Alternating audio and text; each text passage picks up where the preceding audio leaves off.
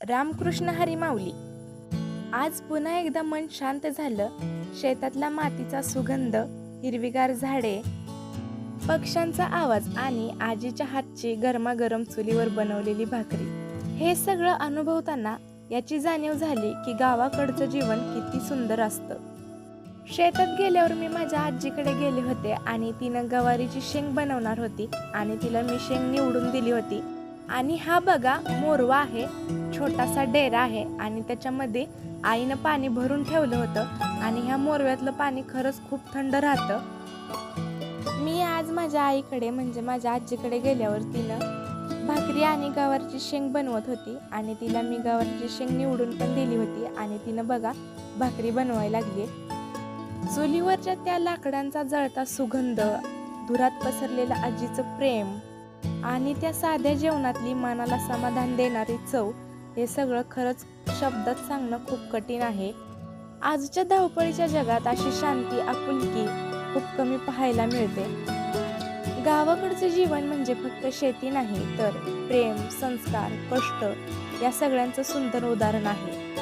आजीच्या हातची भाकरी म्हणजे फक्त ती भाकरी नसते तर तिच्या पूर्ण आयुष्याचा अनुभव दडलेला असतो. शेतात बसून चुलीवरचं जेवण खाण्याची मज्जा वेगळीच असते. मोबाईल, शहराचा आवाज या सगळ्या धावपळीपासून दूर फक्त निसर्ग, कुटुंब आणि मनाला शांत करणारे क्षण. हा व्हिडिओ छोटा असला तरी यामध्ये माझ्या गावाकडचं सौंदर्य, आजीचं प्रेम आणि माझ्या शेतातली सुंदरता हे सगळं आहे बघा. आणि या सगळ्यातच खरी मज्जा असते. आजी स्वयंपाक बनवताना खूप साध्या पद्धतीनं, जास्त मसाले न वापरता सगळ्या भाज्या असो काही असो, आजी एकदम पारंपरिक पद्धतीनं बनवत असते आणि ती शेंगा भाजून घ्यायला लागली होती बघा. माझं नशीबच खूप मोठं समजावं लागल, कारण की मला माझ्या आजीच्या हातचं जेवण खायला मिळतंय.